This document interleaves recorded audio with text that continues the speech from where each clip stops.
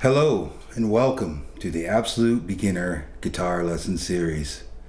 My name is Oliver and today's lesson is lesson number 11. And before I go any further, as always, I would like to invite anyone who is watching one of these videos for the first time to go back and watch the previous lessons.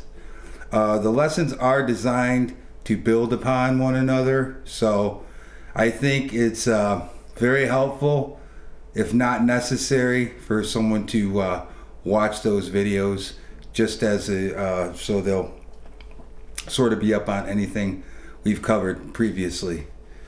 So anyway, as always, I hope you got your guitar out.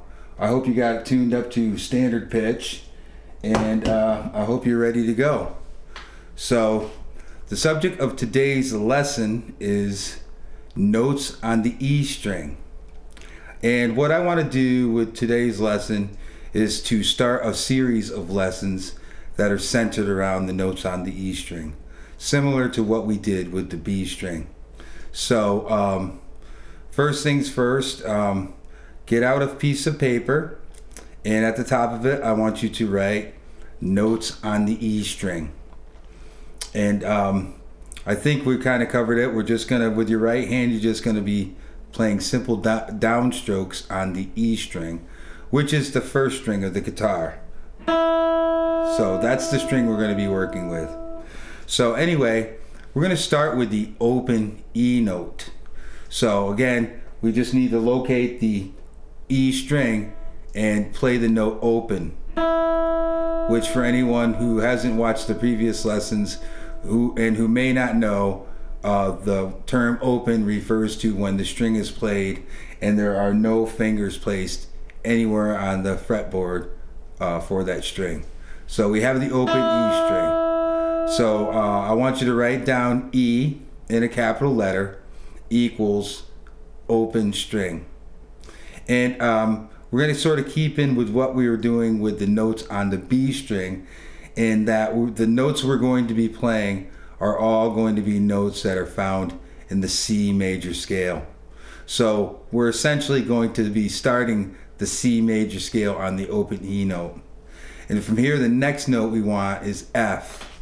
So we're at the open E note, and our knowledge of music theory tells us that the note F is a half step higher or above the E note. So we need to take this E note and we need to move up a half step, which is to go up one fret along the same string. So if we go from the open E string to the first fret, that's considered going up one fret. So we have the F note at the first fret.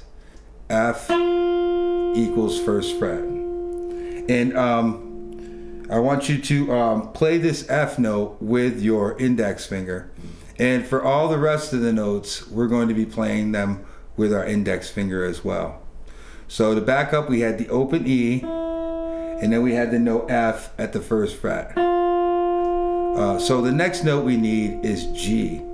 Well, we're at F on the first fret, so we need to move up a whole step. So that means moving up from the first fret to the third fret. And at the third fret, we have the note G. So G equals third fret. The next note that we're going to need is A. So we're at G on the third fret, so we need to move up a whole step. And that means moving up from the third fret to the fifth fret. And we have the note A. So A equals fifth fret. The next note in the scale is B, and we're at A at the fifth fret. So we need to move up a whole step to B, which means two frets. So we're going to move up from the fifth fret to the seventh fret, and we have the note B. So B equals seventh fret.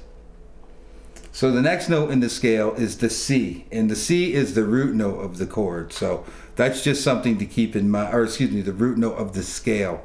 So that's just something to keep in mind. So anyway, we're at the note B on the 7th fret, and we need to go up to the note C. So we need to move up a half step. So we need to go up from the 7th fret up to the 8th fret, and we have the note C. So C equals 8th fret. So our next note is D. So we're at C, we need to move up a whole step to D. So that means we need to move up from this 8th fret up to the 10th fret, and we have the note D. D equals 10th fret. And finally, we're going to go up to the note E. And we're at the note D at the 10th fret. So we need to move up a whole step, or 2 frets. So we need to move up from the 10th fret up to the 12th fret, and we have the E, which coincidentally is the octave to the open E string. So that's the basic fundamental information. And what we want to do with this information is we want to try to find ways to exercise our mind to work with this information. And the first way to do it is to do what we just did, to take out your piece of paper, start at the top with the E, with the open E note. And when you play these notes, I want you to look to your left hand, and I want you to find that note that you want to play on the E string. And I want you to recognize that. And I want you to, if you have to, either the open string, or I want you to put your finger down wherever it needs to go. And you want to put it where you think you can get a good note. And then I want you to look to your right hand, find that E string, and watch yourself play the note. So for the E, we'll look to the open E string, make sure we're comfortable that we know what we're doing, switch to the right hand, and play the E note. And say E, open string. Say that note out loud and say the position. And the idea here is it's something to move through slowly. There's not a lot of it, and we want to make sure that we try to do it the right way and that we concentrate on what we're doing. So the first level of it is to play it, like I said, starting at the top of the page and working our way up to that octave E at the 12th fret. And then reverse the order. Start with the E at the 12th fret or the E at the bottom of the page and work your way down to the open E. And when you work your way down, now you have to think of the intervals in a different way. So if you're at the 12th fret, which is the E note, and you need to go to D, now you have to think that you have to go down a whole step. And it's important to associate moving from that E at the 12th fret down that whole step to the 10th fret. And working the exercise in both ways will help to facilitate that. And then from there, you want to try to find other ways to challenge your mind. Pick a random note somewhere on the neck and start with that note and work your way up to the E at the 12th fret, or work your way down to the open E, and try it from different positions. And just work on playing from a random note up to another random note, or down, or using a combination of moving up and down. It's really, you can find a lot of ways to work with this material as long as you apply a little imagination and challenge yourself to do this. But the basic point of the lesson is to be able to locate and identify notes on the E string. So we want to put our time in and put our practice in and get to where we start to be comfortable with recognizing these notes that are on the E string.